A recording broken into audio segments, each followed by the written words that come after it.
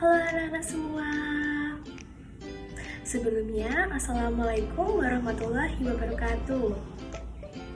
Bagaimana kabar kalian hari ini? Semoga sehat selalu ya anak-anak. Nah, sebelum kita memulai pembelajaran hari ini, alangkah baiknya kita berdoa terlebih dahulu. Mari membaca basmalah bersama-sama. Bismillahirrahmanirrahim. Ibu senang sekali bisa bertemu dengan kalian dan melakukan pembelajaran bersama. Walaupun melalui daring, ini tidak akan mematahkan semangat kita untuk menuntut ilmu ya anak-anak. Tetap semangat dan juga tetap menjaga kesehatan. Jangan lupa untuk absen, tulis di kolom komentar di bawah ini ya anak-anak. Tujuan pembelajaran kita hari ini yaitu ada 4 ya anak-anak. Nah, yang pertama yaitu peserta didik diharapkan dapat memahami dan juga mengetahui mengenai jenis-jenis dan juga bentuk badan usaha.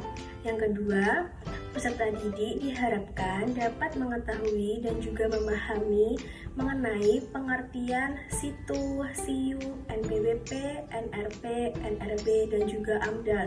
Yang ketiga, peserta didik diharapkan dapat mengetahui dan juga memahami cara menentukan lokasi usaha yang strategis.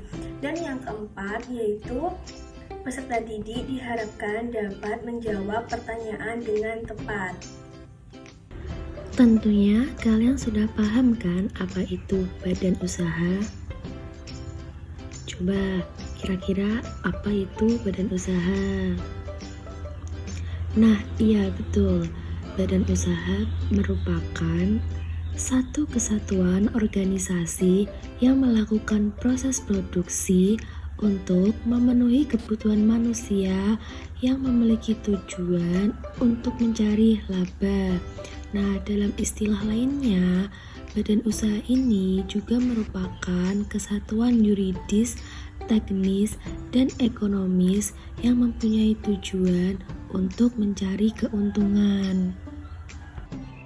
Langsung saja kita masuk pada pembahasan yang pertama, yaitu jenis-jenis dan juga bentuk dari badan usaha. Tentu saja kalian sudah tahu kan apa saja sih jenis-jenis dan juga bentuk dari badan usaha itu. Nah, di sini Ibu akan menjelaskan ke kalian semua jenis-jenis dan juga badan usaha itu. Jenis yang pertama yaitu badan usaha agraris. Nah, badan usaha ini dalam menjalankan kegiatan usahanya yaitu dengan membudidayakan hewan dan juga tumbuhan. Misalnya seperti pertanian, perkebunan, dan juga perikanan. Jenis yang kedua yaitu badan usaha ekstraktif. Nah anak-anak, untuk badan usaha ini yaitu dalam kegiatan usahanya mengeksplorasi yang sudah disediakan oleh alam. Nah misalnya seperti pertambangan, pembuatan garam, dan juga penebangan kayu. Untuk jenis yang ketiga yaitu ada badan usaha jasa ya anak-anak. Nah, pada badan usaha ini kegiatan usahanya yaitu bergerak di bidang jasa atau melakukan pelayanan terhadap masyarakat. Misalnya seperti jasa angkutan, jasa telekomunikasi, dan juga ada lain-lainnya. Nah, yang keempat yaitu ada badan usaha dagang. Nah, pada badan usaha dagang ini, kegiatan usahanya yaitu membeli barang dan juga menyalurkan barang dari produsen untuk konsumen agar mendapatkan laba. Jenis yang kelima yaitu ada badan usaha manufaktur. Nah, anak-anak, badan usaha ini yaitu kegiatan usahanya mengelola bahan baku untuk menjadi produk agar bermanfaat untuk orang banyak. Nah, selanjutnya yaitu bentuk-bentuk badan usaha. Nah, di sini kira-kira sudah ada yang tahu belum apa saja sih bentuk-bentuk dari badan usaha itu? Baik, di Indonesia ini ada beberapa bentuk-bentuk dari badan usaha. Yang pertama ada BUMN atau Badan Usaha Milik Negara. Yang kedua ada perusahaan milik perseorangan. Yang ketiga ada badan usaha milik swasta. Yang keempat ada perusahaan perseorangan. Yang kelima ada firma. Dan yang terakhir ada koperasi. Baik, apakah anak-anak semua sudah paham dari penjelasan yang Ibu sampaikan ini tadi? Sudah paham? Nah, bagus. Kalau kalian sudah paham mengenai materi yang telah Ibu sampaikan, berarti kalian memperhatikan yang Ibu jelaskan. Nah, kemudian untuk penjelasan yang kedua yaitu tentang pengertian dari situ, siup, NPWP, NRP, NRB, dan juga AMDAL. Baik anak-anak, yang pertama di sini ada pengertian dari siup atau surat izin usaha perdagangan. SIUP merupakan surat izin untuk dapat melaksanakan kegiatan usaha perdagangan. Yang kedua, pengertian situ atau surat izin tempat usaha. Situ adalah surat izin tempat usaha kepada seseorang atau badan usaha yang tidak menimbulkan gangguan atau kerusakan di lokasi tertentu. Yang ketiga yaitu pengertian dari NPWP atau nomor pokok wajib pajak. NPWP adalah nomor yang diberikan kepada wajib pajak sebagai sarana dalam administrasi perpajakan yang dipergunakan sebagai tanda pengenal diri atau identitas wajib pajak dalam melaksanakan hak dan kewajiban perpajakannya.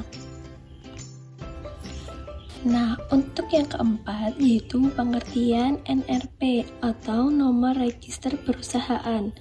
Nah, anak-anak, NRP di sini merupakan daftar catatan resmi sebagai bukti bahwa perusahaan badan usaha telah melakukan wajib daftar perusahaan sesuai dengan ketentuan Undang-Undang Nomor 3 Tahun 1982 tentang wajib daftar. Baik anak-anak, untuk yang kelima yaitu ada pengertian NRB atau nomor rekening bank. NRB adalah membuat nomor rekening atas nama perusahaan yang akan digunakan sebagai alamat penyetoran modal awal dan transaksi hasil usaha. Dan yang terakhir yaitu ada AMDAL. AMDAL merupakan hasil kajian mengenai dampak besar dan penting dari suatu kegiatan usaha yang direncanakan untuk proses pengambilan keputusan mengenai penyelenggaraan kegiatan usaha di Indonesia.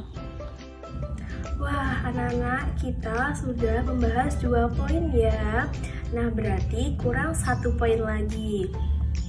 Kalian masih pada semangat kan? Masih?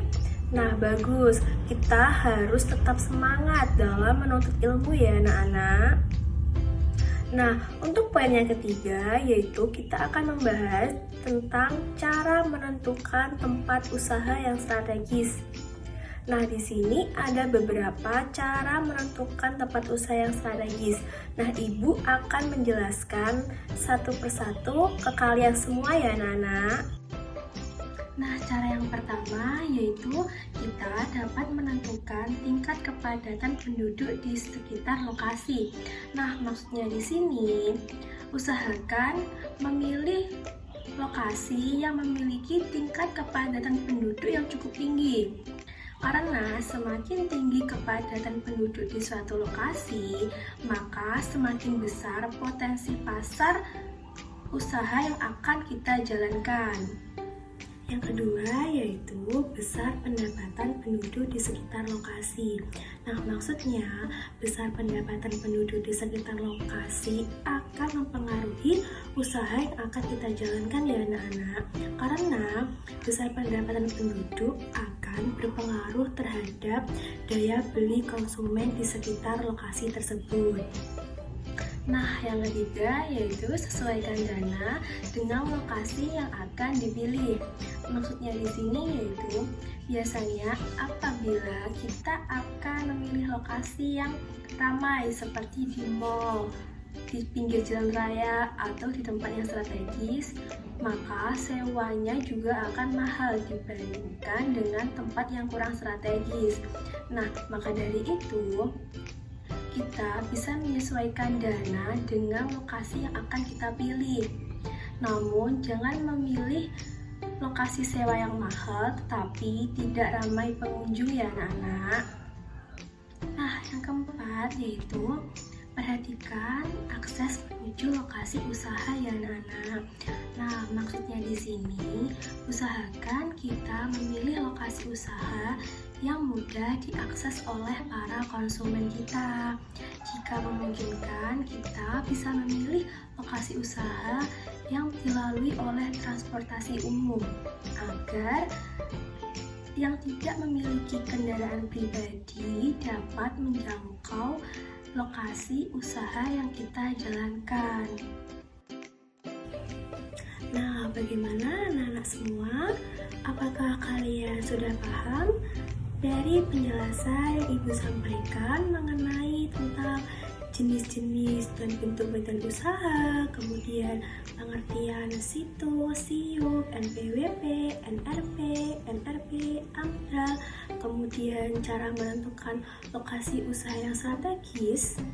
Apakah kalian sudah paham? Sudah paham? Bagus kalau kalian sudah paham mengenai penjelasan yang Ibu sampaikan. Nah, kalau kalian sudah paham, Ibu akan memberikan soal untuk kalian semua ya anak-anak. Nah, untuk soalnya ini kalian harus menjawab semua ya anak-anak. Baik, Ibu akan memberikan soal ke kalian semua. Soalnya ini individu, tidak berkelompok. Jadi kalian harus menjawab masing-masing jawaban sendiri-sendiri ya. Baik, nanti Ibu akan memberikan 2 soal untuk kalian. Dan untuk jawabannya kalian bisa langsung tulis di kolom komentar di bawah ini ya. Nah, meskipun kalian sudah menjawab di kolom komentar, kalian juga harus menulis jawabannya di buku catatan kalian masing-masing ya anak-anak.